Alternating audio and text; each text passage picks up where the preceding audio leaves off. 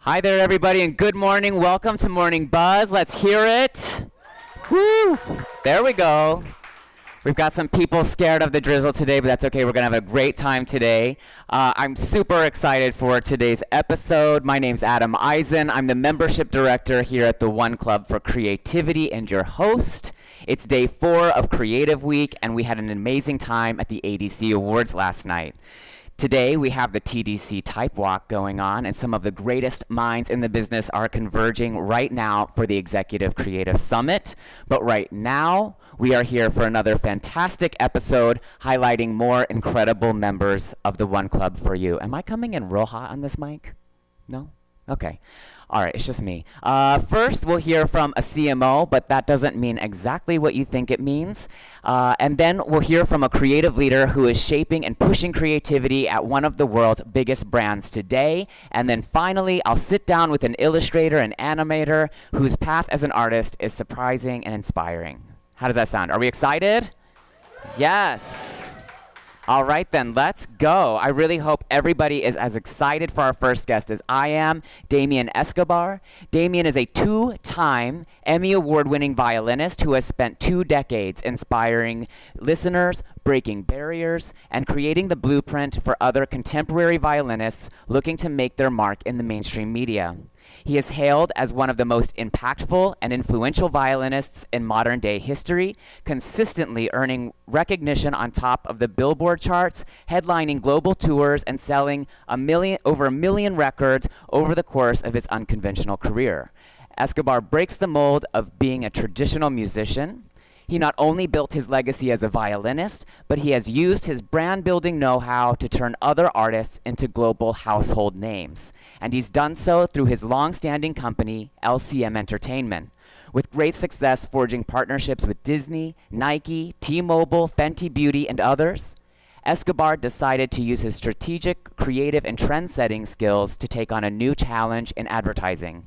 Escobar currently holds the title of Global Chief Music Officer at Havas Group, one of the world's leading advertising and communications agencies. He's a musical mastermind whose taste, talent, and passion for all things music and culture. He uses his skills to oversee the ideation, usage, and extensions planned around music. He serves as strategist and an innovator who has contributed to global new business wins and has helped global brands expand their reach by grabbing the ears and attention of existing and potential consumers. Please welcome to the stage, Damien Escobar.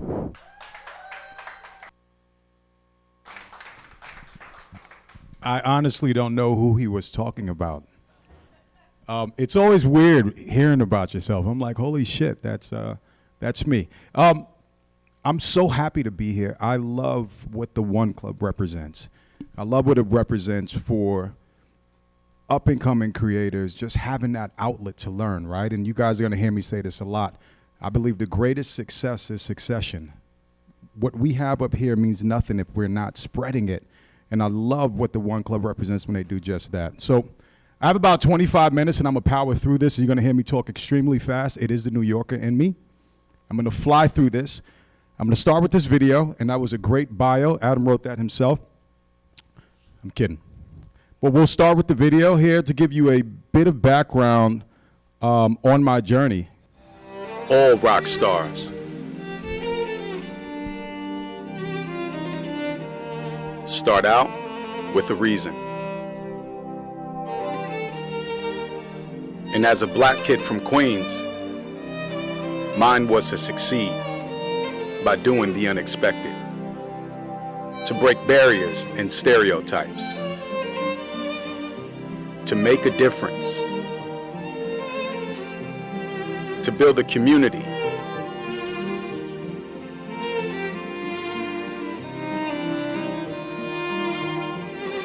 to build brands, to inspire change. All rock stars are the reason we rock. Quick intro video. Thank you. Everybody has a story, right? And I just quickly want to share my sound story with you guys. So I'm from New York City, Jamaica, Queens, born and raised in New York. If you're tuning in from wherever you are and you're from Jamaica, Queens, stand up. I would say that for me, I started playing violin when I was 8 years old, and I fell in love with it because there was something that was able to make a sound that was so similar to the voice. And I couldn't sing, but I wanted to be able to sing like Whitney Houston. So when the third grade came rolling around, I fell in love with the instrument, and I got so good. By the time I was 9 years old, I auditioned for Juilliard School of Music, this small school in Manhattan, and I graduated my degree in music by 13, right? So I was like really good at music. And as a young kid coming from Jamaica, Queens, I wanted nice shit, right? And, you know, growing up in a single parent household, I couldn't get it. So my brother, my siblings, and I, we went to the subways to perform our music, which is what was illustrated in that video. And that was my first introduction to the sound of New York City. I played on the subways for about 10 years. And that was my introduction to the sounds of New York City. I was able to, hear people say, shut the hell up, I'm on my way home from work, I don't want to hear you play a screechy violin. I was able to hear the different sounds of different boroughs, right? And that was my first introduction to, I didn't know what it was at that point, but it was sonic branding, understanding what sound is, right? So I then had this great 20-year career, which I'm still happy to be a part of, where I go around the world and I play music, right? And just last week, I headlined a festival for about 30,000 people down in Florida. And the most beautiful thing about that for me is the impact that I see music has on people, right? Today, we're here to talk about the sound effect, the effect of sound on people. And when we're talking about me as a musician, I have folks reach out to me saying, hey, I am stage 4 cancer and currently getting treatment for cancer and chemotherapy, and your music is just getting me through. Or I received the exact opposite, saying I was going to commit suicide, and your music helped heal me and save me. Now, understanding that impact, and then we'll get to how the hell I ended up in advertising in a second, but understanding that impact and that power of sound and how it moves people is something that moved me every day to get up and do what I do as an artist. Now, the other side of it is just my love for building brands. Me being able to do, and I'm my best case study, because me being able to do what I do as an artist, I'm a black guy from Queens that plays the violin, that somehow sold millions of records and millions of concert tickets over 20 years. How that happened is like a flower growing out of concrete. You don't see it every day. And that was just my ability to look at what everyone else is doing and just do the opposite and just stay very consistent in that, right? So, you know, when it came time for me over COVID in 2020, I'll just tell you a quick backstory on how I got into advertising because it's relevant. Through my company, I represent a lot of different talent. It was COVID, everything was shut down. So I said, you know what? I have some time to help my artists in their day-to-day management. Great. We did something with Havas, Arnold, New York specifically for one of my clients, Tyler Gordon. He did a campaign. I got really close with the president of the Arnold Agency, and out of the blue, 3 months later, once he figured out that I also am a musician, he called me and he said, hey, can you come and be my music director? And initially I said, absolutely not, but I'm flattered, but I don't have the time to do it. That quickly turned into my curiosity getting the best of me. In life, you have to stay curious. And I said, you know what? Why the hell not? It's COVID. Let me try something new. I wanted to understand why I haven't been able to license my music in spots for 10 years. I wanted to know who are the people behind the scenes saying this song goes into this spot. And then when I got in there, I realized this is a fucking train wreck. And I felt like I had a responsibility to fix it. And it wasn't necessarily the creatives, et cetera. It was the lack of process and the overlooking the power of music. So I said, you know what, I feel a responsibility. We agreed to do it for 6 months. 6 months turned into almost 4 years now because I fell in love with it. And for me, it's just like writing a song, but instead of writing a song for, 10,000 people in a concert, I get to do it for 10 million people. And understanding that impact that sound has, and which will show in the work and kind of walk through that journey, I love being able to get on stage and just share A, my passion for sound, and B, how it can show up in the work and influence the work we're doing, because we're in the people business. It's advertising, but we're in the people business. We have a responsibility to move humanity forward, and we have to do everything we can to do that with every means that are at our disposal, right? So that's my backstory, and you guys know my sound story, so really quickly I'm gonna pick on a couple of people. If you don't raise hands, I'll just call. I want to know what your sound story is. We have a sound story. Everyone in here has a sound story. Go ahead, please share with me. Hi there, my name is Henry Pierre. In 2005, I was put in a hospice. The doctors gave me less than 3 weeks to live. So when I was in the hospital, I started working with the people who were at the Louis B. Armstrong music therapy clinic in Beth Israel. And when I was put in the hospice, they kept working with me, and I walked out in less than 3 months. Thank you. Wow. That's unbelievable. That's unbelievable. Anyone else has a sound story? I mean, it can be just when you first fell in love with music. We all have a sound story. Anyone else? Adam, I'm going to pick on you, Adam. Anybody else has a sound story? Adam has a sound story. Come on, Adam. Come on. Adam has a sound story. Adam, what's your sound story? My sound story is, I've got one of these. I got a Britney mic. Fancy. I think my sound story, it involves listening to music with my parents and driving around. I come from Texas, so Shania, all of that. Like There you go. When I hear it back, when I hear any of the songs from the country music from the 90s, I just am like, I'm right back at home. I love that. Yeah. Thank you for sharing that. Yeah. Thank you so much. So we all have a sound story, right? And when we're looking at the power of sound, sound shows up different for everyone. So I want to illustrate that through a video where sound has a completely different relationship for this gentleman right here. Oops. That was not supposed to happen. No, we're back. One last adjustment. We got it. Can you hear me?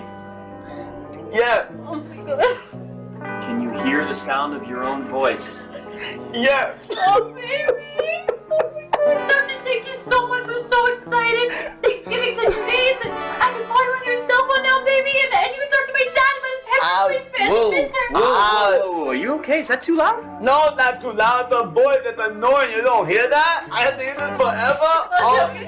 Oh, there we go again, Doc. You know why this guy's smiling? Because he's probably deaf and he can't hear his wife's voice. Doc, please take it off. Help me, please. Relax. This is a celebration. Trust me, from one married man to another, you'll get used to it. I don't believe any word that came out of your mouth. So everyone has a different relationship with sound, right?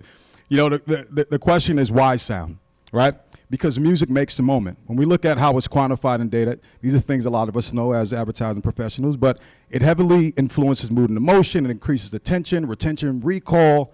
And the biggest thing is it connects brands to cultural moments, right? And culture is a buzzword I've been hearing for 4 years. Like, hey, we want to move more into culture. We want to move more into culture. To move into culture, you have to be in culture. And to be in culture, you have to do that authentically, right? Music and sound is a way to do that in a very engaging way. So we look at the emotion, memory, and attention. And obviously, we all know, as we just heard and was illustrated, can be a positive affirmation and move people. And the question is, why just capture eyeballs when we can also capture eardrums, right?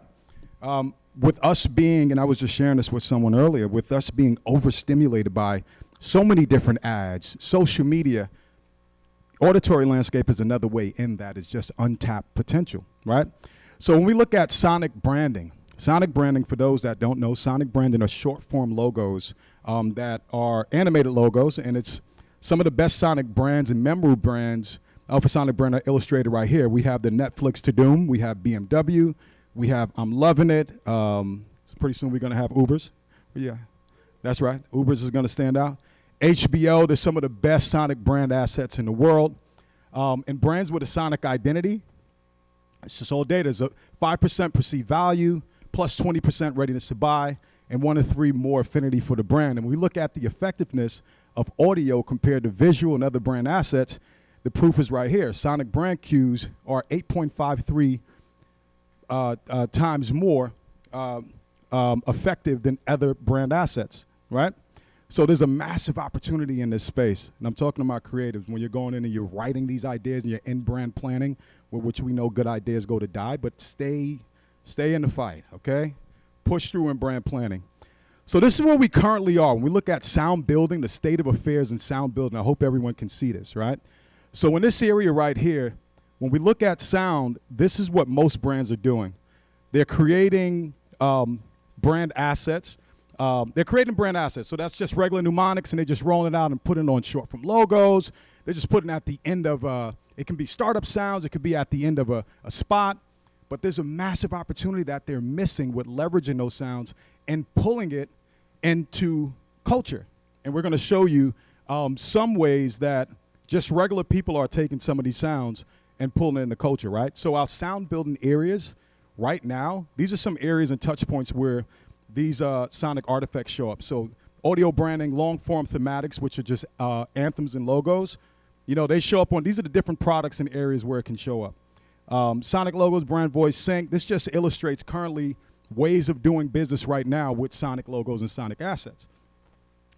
But what if we take it a step further and we take these sonic assets, and one cool way I just saw was, it's a TV show, Law and Order SVU. They took their logo and they brought it in real life. They took it and they made it an immersive experience for the brand, which was absolutely unbelievable. And the earned media from that was just amazing for them. So if we look at creativity as a gateway to culture, right? And we're taking sonic brand and we're moving it from catchy tunes, and we're actually being intentional about how we use these assets. They're already doing this, and I'm gonna show you here in this video. This is one way to really illustrate that, one of the greatest sonic logos that showed up in culture right here. Hello? What's that? Yo, where's Dookie? Yo, Dookie! Hey guys, I don't have time to talk right now. I'm just doing my task. What's that? No, what's up? I'm not what's upping. You can pause it. Fine. I'll what's up, all right? But only if you guys promise. This was so unintentional. This was an audio logo. I don't even think they knew it was an audio logo at that point. But it's amazing. I think this came out in the late 90s. And there was a trend that was struck with this. Like, this what's up became a thing in culture. This brand started showing up in culture. This what's up became something that became everyday slang, everyday jargon, which was awesome. And the next way this is illustrated right here with the Netflix startup sound.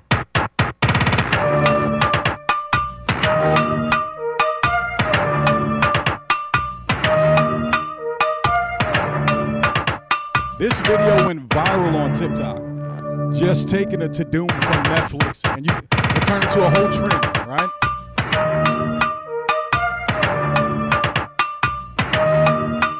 So the question I have is, why aren't we doing this on purpose? Why are we waiting for these moments to happen by chance?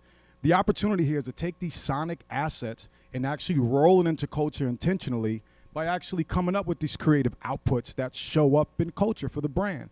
It's a massive opportunity. And when we look at, it's a couple more examples, right? So we are rolling out the new criteria for sound identity, right? With the goal of going to be obviously more shareable. You know, right now, a lot of sonic identity is more centralized. The goal is to make it more interactive. Right now it's unidirectional. The goal is to make it more focused on people. Right now it's product focused, and it should be more relatable. And obviously taking consumers, well, you can take a consumer and turn them into fans you have something special. Once you have someone that's a fanatic of your brand, you can take them wherever you want to go. Sound and sonic identity can do exactly that. Sometimes I get a good feeling. I'm going to skip through just for time. Yeah. You know I love this song. We'll skip to the next song. These are just more examples on how folks are taking sonic sounds and pulling into culture. So at Havas, I'm super excited to announce we just rolled out our new sound offering called Art of Sound. I'm leading Art of Sound, and within this practice, in this specialty division, this is exactly what we do.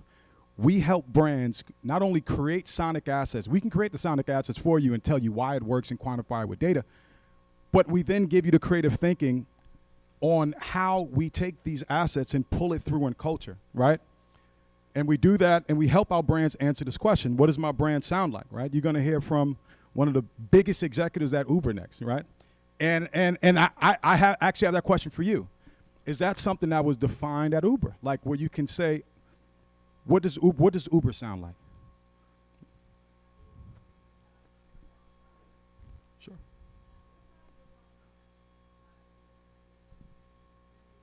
To what was true about the behaviors that people elicit from that idea of tapping a button and getting a ride.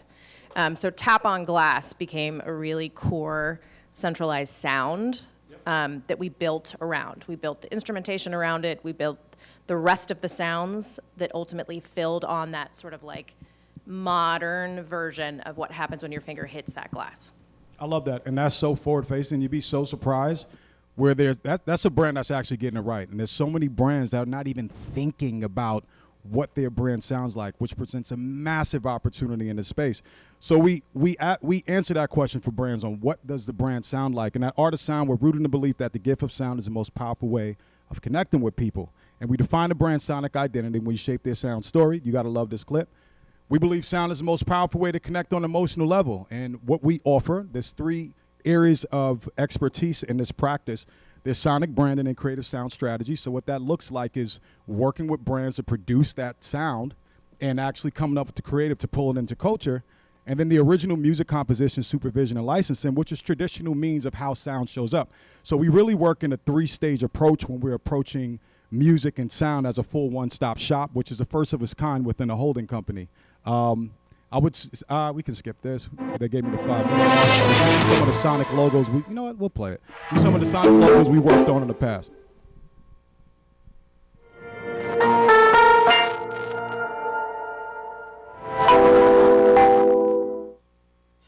Dum da dum dum dum.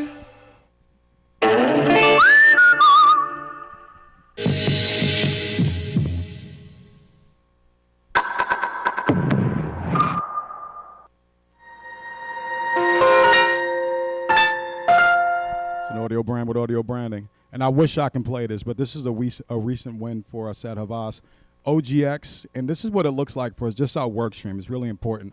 What you have there is a sonic audit, and then you have a sound-led comms idea. And what this simply means, which is, I'm super excited about this, from here we created this, right? This is our process. We created the sonic signature, which turned into a long-form brand anthem for the brand. And then we gave them a paid media integration campaign that we're going to launch with a co-created track with a celebrity. So it's full comms-led ideation, this full sonic audit that's quantified with data and why it's going to work and who we're talking to. And then, of course, the assets for the brand.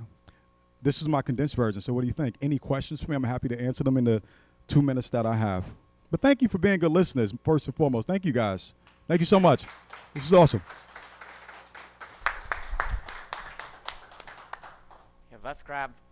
Thank you. Let's grab a question or two from our audience. Who's got a question for Damien out there? I did answer a lot in my presentation. Yes. Just 1 second. Yeah, there you go. There you go. Hello. Do you ever use your, have you created your own brand sound logo from the violin? Yeah.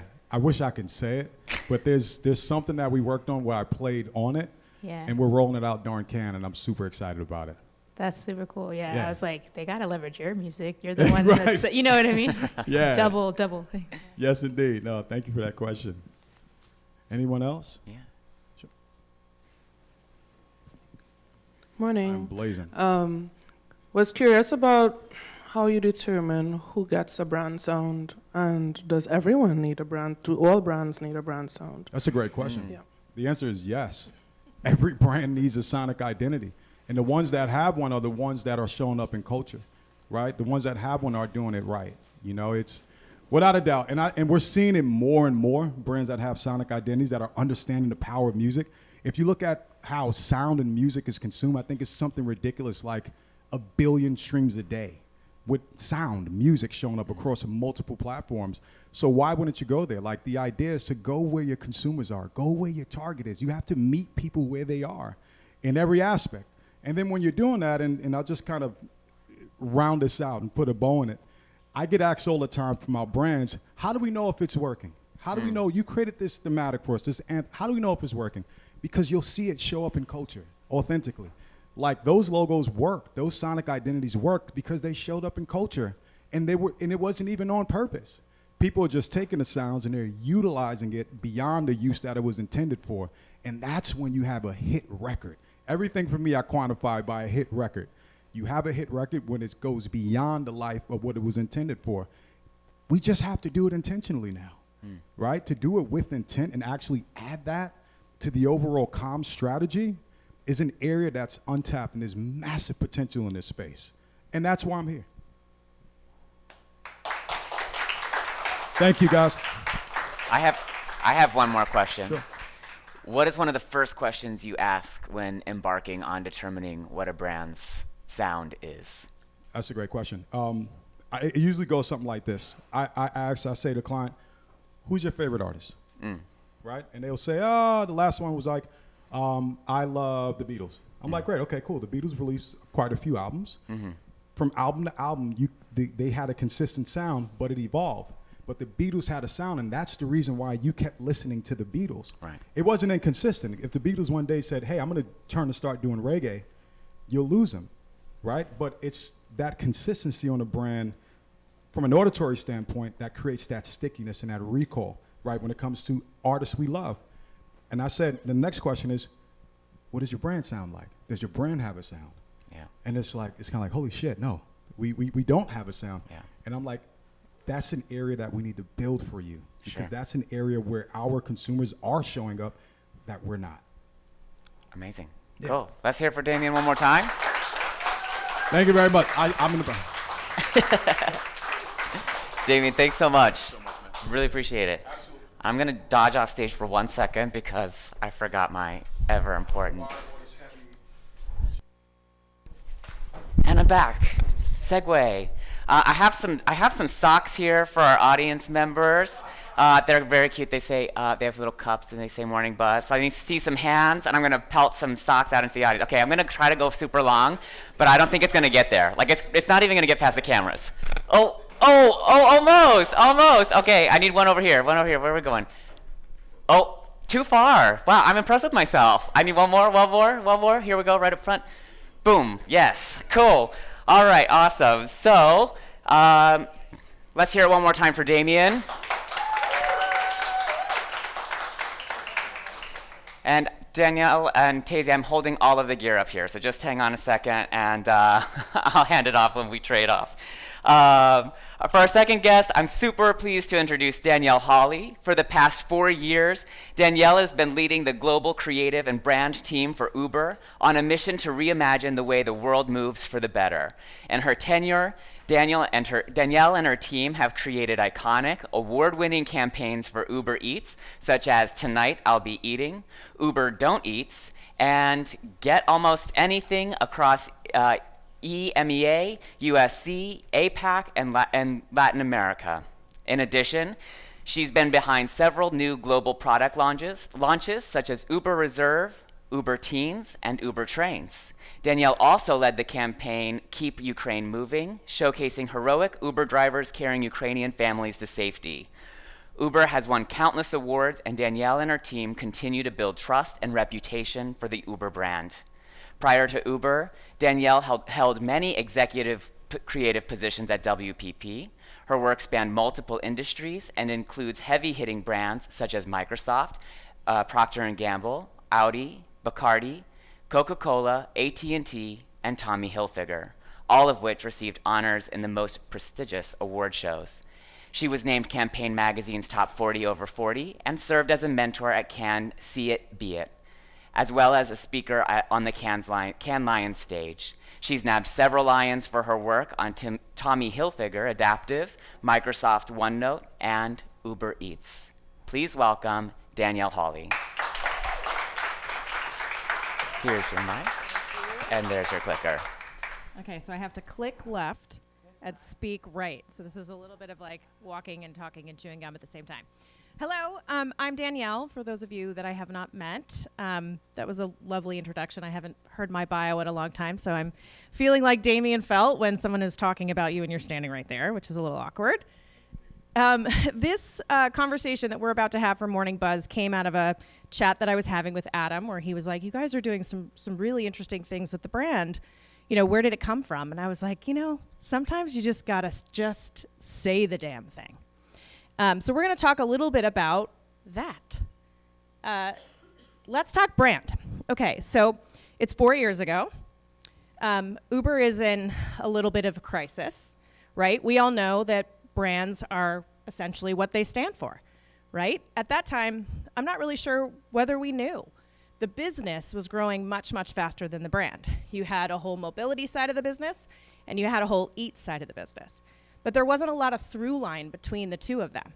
So we were sort of in this mode of like, we were really amazingly fit in culture, which not all brands get to do. But we weren't sure what we stood for. And we kind of had a little bit of a trust problem. People weren't sure whether we could be trusted as a company. They weren't sure whether we could be trusted with our drivers. We really kind of had a reputation issue. There was all these things that we wanted to say as a brand, but really felt like the moment wasn't right. Well, you remember this little crisis? Feels like a long time ago, right? Like time just got sucked into COVID. But this was happening. And here I was about to leave advertising, and I was gonna take this first brand side role, and I knew that the brand was in crisis, and frankly, the world was in crisis. And I know what you all are thinking, besides why in the hell did you take that job? But we all know this, right? Whether it was Winston Churchill or your parents or your first creative director, this is a staple in our business. This is a staple in conversations that we have with the world. I don't think that COVID was an opportunity for anybody, but for Uber, it was an obligation to start to show up in a way that only a movement company could show up. So there was this perfect moment for us to turn the page and really start to talk to culture and the world the way that we wanted to talk to culture and the world, the way that we were all talking to each other inside the walls of the building. This became a really big deal. We were reliable, we were dependable, people used us, but no one really liked us. And we had all these feelings, and all we wanted to do, especially during the COVID crisis, was make people feel what we felt about movement. Movement is the lifeblood of everything. After COVID, we all know what it's like to not be able to move. This was a really good moment for us to start to talk about the power of movement and the role that we play in that in our world. So this crisis, this opportunity, which I will call an obligation, not an opportunity, led to us saying, okay, but how? How do we do this? We've got to establish our brand, we know that. We already established that we want to make people feel. We don't just want to be reliable, dependable. We don't just want to be, tactical to someone's life. We want to be emotional. We want them to care about the fact that we allow them to do things that they otherwise can't. But, you're right, I can't click right. I have to click left. We also had to define our tone, right? You can't just show up in the world and start talking if you don't know what you sound like, which certainly is about music, but is also about how you behave, what kinds of things you say, what you do when you're in these moments of crisis. So we knew internally that we were this bold bunch. If you've ever been in an Uber meeting, you know we talk very frankly. We're very unafraid to say the things that people will not say. We will go there as people, as an organization, and of course, we started to understand as a brand. We're also very direct. There's not a lot of poetry when it comes to Uber. It is about point A to point B. There's not gonna be a lot of floweriness. You're not gonna see a lot of voiceover in the ads, right? We get to the point, which became all about being very direct. But unlike before, we had to wrap all of this in humanity and be human. On the Uber Eats side, you can see with heart show up as humor, right? There had to be levity brought to this brand. So we understood that our tone was all about something that has become much of a rallying cry within the walls of Uber, of bold and direct and with heart. So now that we knew how we wanted to sound, we came up with something that was sort of revolutionary and breakthrough, which was this idea of just say the damn thing, right? So here we are, it's COVID. Here's the perfect first example. It's COVID, we're a movement company. No one could move. Oh my God, right? You can imagine what that brief was like. What do? Can we say anything? Should we say anything? The panic in the room. You can imagine being creative people getting that brief and going, what the hell are we supposed to say? And the truth of the matter is that conversation was all about, we really want people to stay safe. We want to keep our drivers safe. We want to keep people safe. We want to get essential workers where they need to go. And then we just decided to say the damn thing. Just say the damn thing, right? And this is what happened.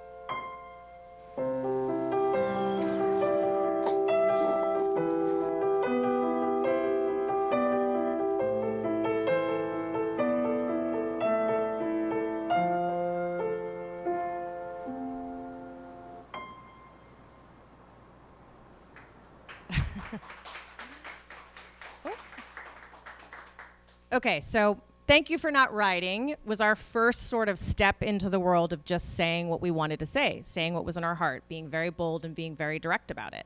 And people stood up and listened, right? That opportunity or that obligation that we had that we couldn't have done before was very present during COVID, and we turned that page and we were able to do things that we weren't able to do prior to that crisis, which was to tell people, this is how we really feel. Stay home. Do not use our product. And that was not something that people were expecting to hear from an organization like Uber. So we were onto something, right? We were like, okay, we know what to say. We know how to say it. We've got this great tone. Then guess what happened? Oh my God, to mask or not mask. Do you guys remember this? You remember how political it got, right? You remember how obnoxious it was and how people stood up in the streets and wouldn't wear a mask or would wear a mask. And we had to have this obligation from the fact of people were getting in cars again. We had to protect our drivers. We also had to protect our riders. And the truth of the matter is that it's very hard to tell somebody who doesn't want to wear a mask, you need to protect yourself, especially in the United States. People don't care about that. They're like, whatever, I'll take my risks, right? But the truth is, people don't only wear masks to protect themselves. There was something we could say about this subject that became unique, but was really just about what we all felt. So we just decided to just say the damn thing. And this is the result.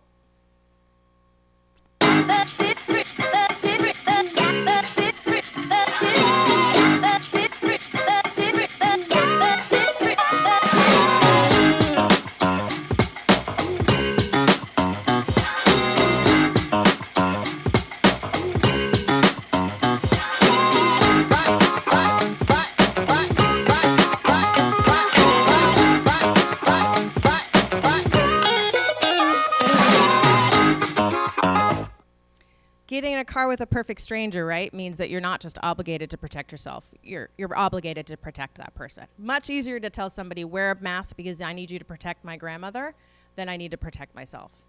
So great example of just say it plainly. Just say the thing that no one is thinking, right? No mask, no ride was essentially our rallying cry through all of that. And that meant the drivers and the riders. So third example, can you imagine this moment, you guys? Uber Eats, we're called Uber Eats, and they walk in the door and they hand us a brief and they say, we need to become known for more than online food delivery. Like, okay, what? Like, you know, maybe this is a problem.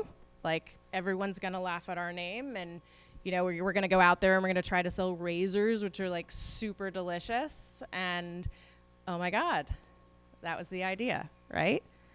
What was food and what was not food? How could an organization called Uber Eats get up there and say, I'm now going to sell you lice shampoo or razors, right? I mean, this was a big deal. It was like we had to reposition a company without ultimately renaming ourselves. So rather than let everybody have that joke, rather than let that be the elephant in the room that everybody was going to talk about, we decided to just get in on the joke. And just, say it with me now, say the damn thing. And some of you might remember this. Wait, if it was delivered with Uber Eats, does that mean I can eat it? Oh no, oh no. It says eat. It's a diaper. Oh no, oh no. This tastes bad. This candle tastes funny. I couldn't eat it. Not bad, but funny. And thanks to Uber Eats, we don't even know what food is anymore. This isn't food.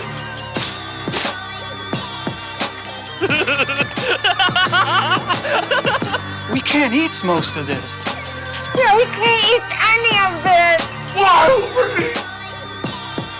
Why Uber Eats? That bag's a liar. Yeah, I just got so excited. So Don't Eats became quite a funny thing that happened internally. We did talk about renaming it to Don't Eats, but that didn't go very well. Okay, one more example. I think I've got 5 more minutes. I'll rush through this, but imagine this brief. You guys need to sell a membership program. It's a very exclusive membership for everyone that rides and eats. Okay, this is a little bit bizarre. Do we really mean everyone? So we decided like everyone meant this guy, right? And if it was truly about everyone who rides and eats, then we just needed to just say the damn thing, right? And this is the result. Hey, Robert. Hey. Hey.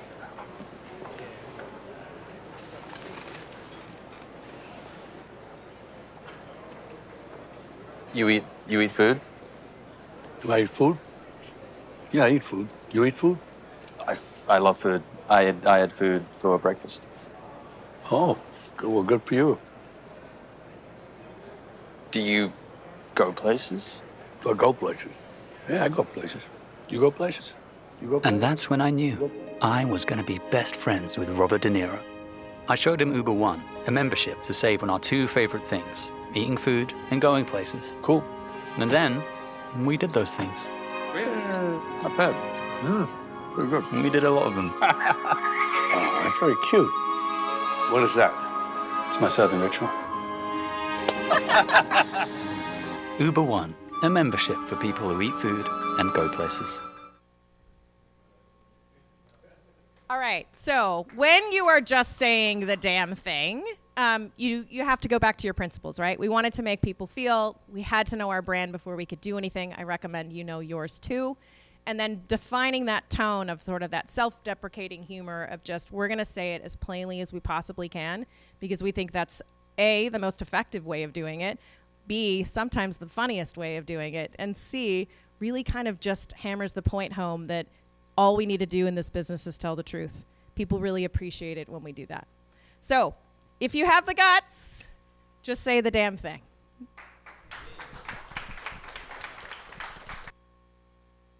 For a second. Keep the mic for a second. Yeah, I'll take that from you so you don't have to worry about it. Let's hear it one more time for Danielle.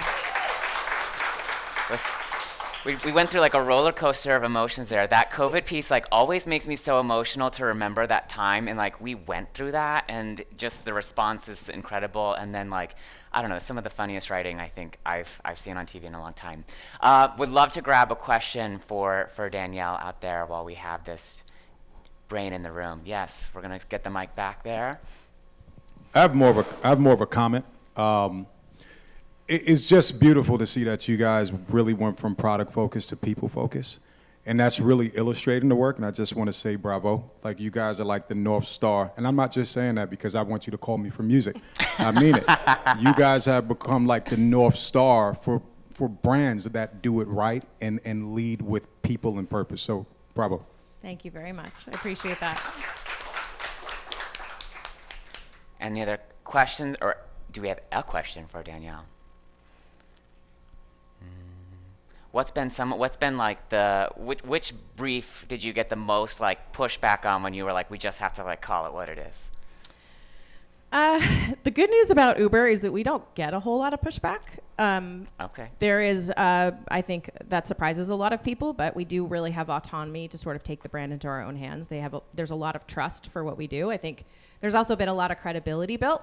And that COVID video, I think, was the first time that the executive leadership team understood that brand had to lead in that moment. Business wasn't leading, it couldn't lead. So having brand step up and say something, and for them to be a part of that message, I mean, they were the first people saying, we can't let people go anywhere. We have to keep people home. And it's hats off to them for having the bravery to do that, to put people over profit in that moment. Not that anybody really had a choice, but I think, like I said, that 2.0 of sort of Travis to Dara meant Dara being the one behind that, saying, no, in this moment, it's about essential workers. We're going to move what matters. We're not going to, and you know, the substance behind, I think, what the team has been able to do is where the goodness is. So you think about things like, it wasn't just saying stay home. It was like, okay, we're going to use our API. We're going to give it to World Health Organizations. We're going to move food and blankets and shelter and get people to vaccines. It was all about really how you could use movement for good in that moment. So it wasn't me, it was them really doing it. But that wasn't the hardest brief. I would say the hardest brief was Donates, because it was really about should we or shouldn't we change the name. Incredible. Danielle, thank you so much. Really appreciate your time. Thank you very much. I've got 2 more pairs of socks. Let me see some hands. Oh, okay, all the way back. All right, well, let's go again. Oh, I made about halfway. Okay, and then all the way. Okay, all the way in the back the other way. Let's see. Okay, I get take two. Come on, and oh, almost. I listened to Shania, if that tells you anything about my sports acumen. Amazing. I'm super excited about our third segment. It's my pleasure to introduce award-winning illustrator and animator Dominic Bodden. Dominic's approach to illustration is a blend of traditional and digital image-making techniques that incorporate pastel and paper collage. He is the recipient of a Silver Cube from the Art Directors Club, a Bronze Award from the 3x3 Illustration Annual, and he is the New Talent Award winner of the World Illustration Awards in 2021 in the Exploration category. His work has been recognized by American Illustration, the Society of Illustrators, the Royal Society of Portrait Painters, and Communication Arts. Dominic's background originated in the field of fashion, where he worked as a costume designer and fashion stylist for clients such as the Spice Girls, Britney Spears, and John Legend. Dominic's illustration clients include the New York Times, Vanity Fair, ProPublica, and the Rand Corporation, and Bloomsbury Publishing. Everybody give it up for Dominic. My chair made a noise as I sat down, so this may get really interesting really soon. Hi, Dominic, how are you? I'm great. Thank you for being here. I'm great. I'm so excited to have you here. Your work is absolutely stunning. You know that I'm going to need to go back a little bit and start with your original career. We're going to have to start at the Spice Girls and Britney. What exactly were you doing at that time, and what prompted the switch to illustration? Okay, that's a good place to start. I was working as a fashion stylist, doing celebrity red carpet, editorial, advertising campaigns, music videos, and world concert tours. Amazing. So Wow. it was an adventure. Yes. It was a very special time in my life. Yeah. And I think it's important to note that that was a very unexpected career. Yeah. I moved to LA at 18 to start art school. I gave it a year, and at 18, I just did not know what I wanted to do. Yeah. I was kind of pulled in a lot of different directions, a lot of different desires. I just needed to get out into the world and just experience it. Yeah. So a few years into, my adult life, I'm working at a retail store, kind of desperate for an opportunity. And in walks David Beckham and his fashion stylist at the time, Lena Board. And I was the one to help them. And I Wow. was so taken by what the stylist Lena was doing and how she was interacting with him. I just took her to the side and I said, I love what you're doing and how I want to be doing it myself. So do you need an assistant? Yeah. And she did. And she Wow. took me on, and in a moment my life was changed. I started working with her, with David Beckham and his projects. Yeah. Before I knew it, I was working with Victoria Beckham and what she was doing and that amazing stuff she was doing. Yeah. And then I was taken on to the Spice Girls World Tour Wow. in 2007, working with the Roberto Cavalli design team. Oh my gosh. And it just took off from there. That's And incredible. I'm just reflecting on the fact that, I was raised with this awareness that if you want something, you got to open your mouth and ask for it. And that's not always easy. So Yeah. I'm kind of proud of myself in that moment. Yeah. But when thinking about why I shifted out of that is I started to realize that there was more that I could do. Yeah. And that there was more that I wanted to accomplish. And I was seeing so many people in my network kind of pivot into other careers. Some people were becoming fashion editors of magazines, and I then started to think about what my next move would be. Yeah. And I started to investigate what that would look like. And for me, I'd always created art. I'd always made drawings, self-taught. I actually taught myself how to draw Amazing. by watching The Wizard of Oz and drawing Judy Garland. So that's an important You have note. Judy, I have Shania. That's right. Yeah. So that's why I brought it up.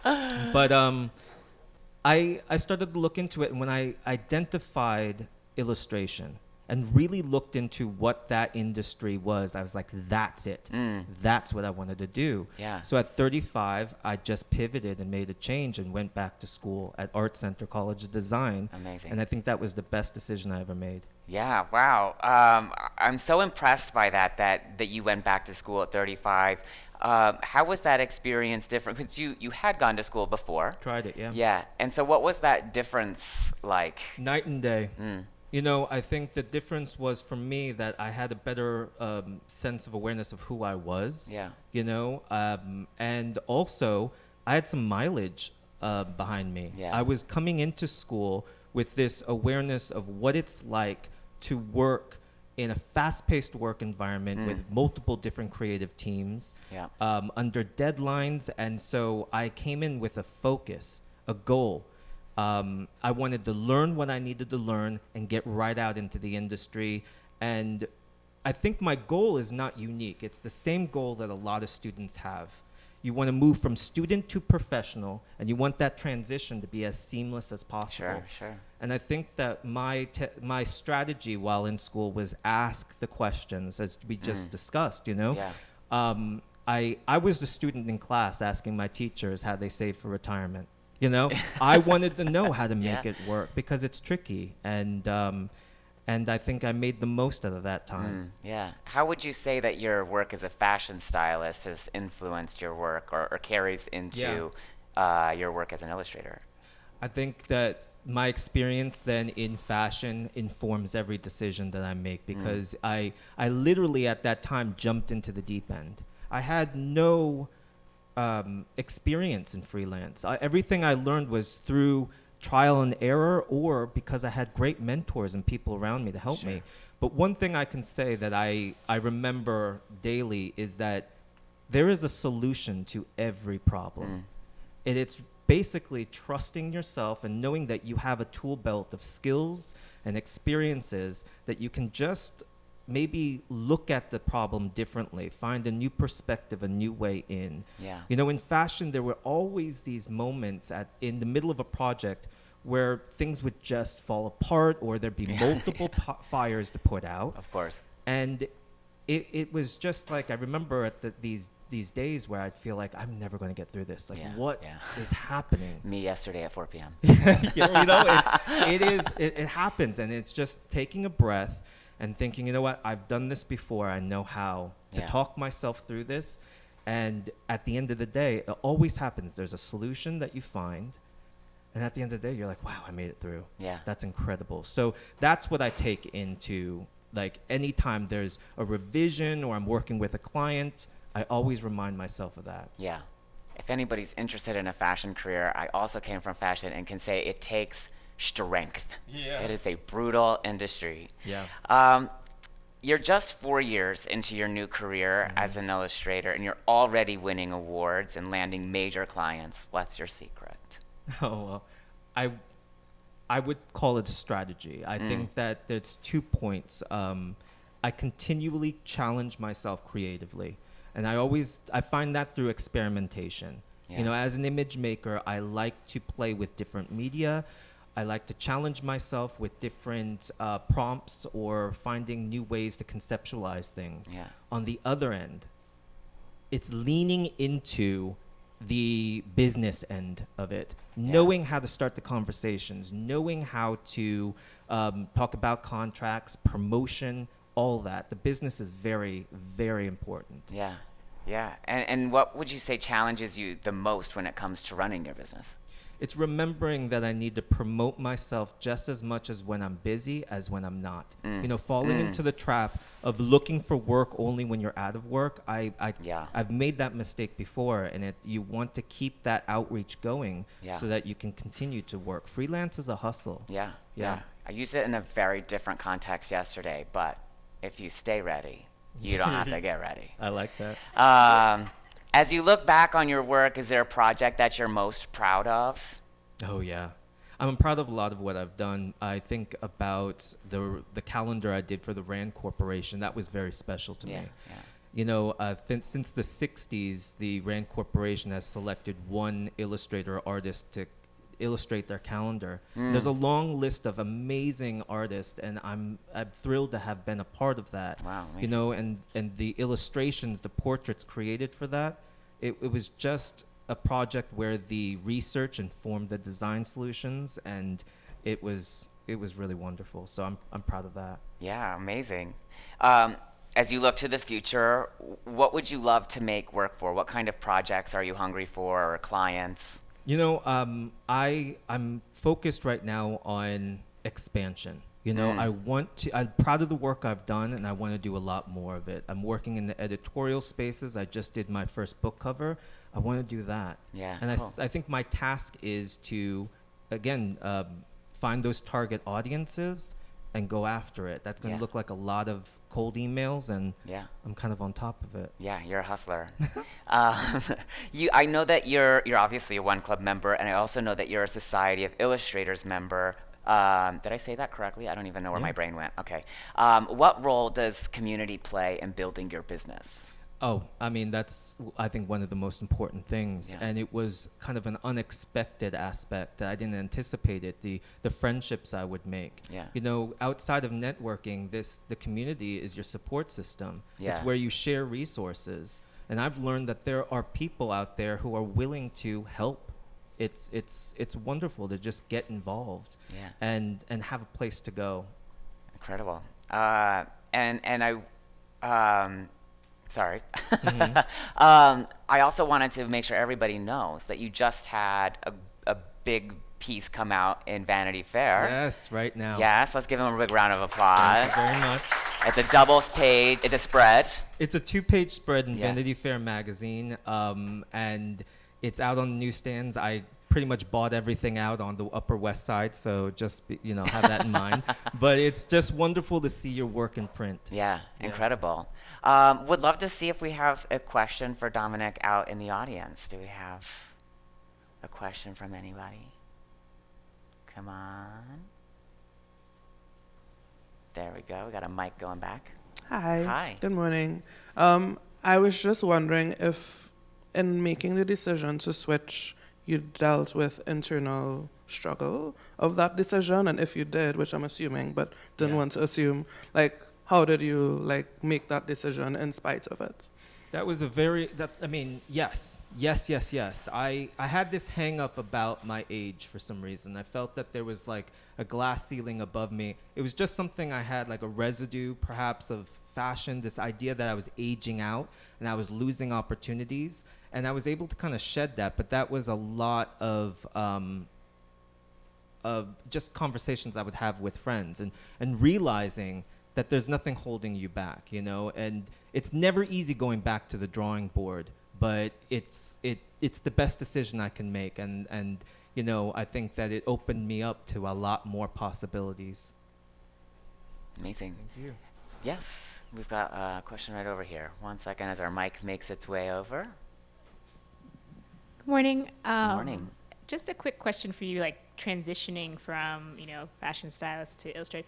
Did people try to lowball you at first? Like, oh, I know you, so can I get a discount? You know what I mean? Or like take you as seriously from a financial and business perspective? And how did you navigate making sure, you know what I mean? Because you get the connections through people, but then people are like, oh, just do this for me, or, that kind of thing. Well, it's realizing, and that was through mentorship. I think that I was lucky to find a good mentor and have a community of friends where I could ask about rates and ask about negotiating contracts. It's not an easy conversation to have, but it's like being brave and saying, okay, this is my rate, and this is kind of how we keep things moving, and not being afraid to say no to a project and give the reason why. They should know we need to protect this and we need to grow together. So I didn't have any aspect of people lowballing me, but it was just kind of understanding copyright, understanding like what it would mean to get into this business relationship. Awesome. Dominic, thank you so much. Let's Thank give Dominic you. a big round of applause. Thank you so much for being here. Thank you for You've having been me. awesome. Great. Lovely. Thank you. All right, folks, that's the episode. We're 4 down, 1 more to go. If any of these members have inspired you, as they have me, I hope that you'll join our community. You can head over to oneclub.org/join. Otherwise, we'll see you back here tomorrow for one final incredible episode. So we can't wait to see you then, and have a great day. Thanks so much. Goodbye.